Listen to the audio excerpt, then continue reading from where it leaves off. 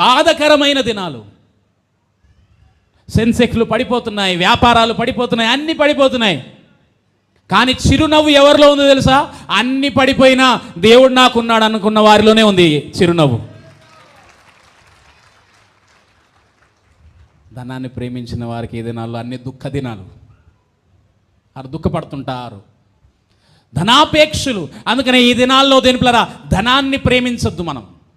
ఎవరైతే ధనాన్ని దేవుని కోసం ఉపయోగిస్తారో, నీకు అవసరం ఉన్నది వాడుకో, కానీ నీ దేవుని కొరకు, పరలోకం కొరకు నీవు ధనాన్ని ఖర్చు చేయి. మత్తయి సువార్త 6:19 అందుకనే ఆయన అన్నాడు, నీ ధనం ఎక్కడుంటుందో నీ హృదయం అక్కడుంటుంది. అందుకని నీవు భూమి మీద ధనమును కూర్చుకొనవద్దు. ఎంత చెప్పినా దేంట్లో అంటే ధనాన్ని కష్టపడి సంపాదించకూడదు అనట్లా. సంపాదించు, కానీ ప్రేమించు. అంటే సంపాదించినది ప్రభు కొరకు వాడే మనస్సు ఉండాలి.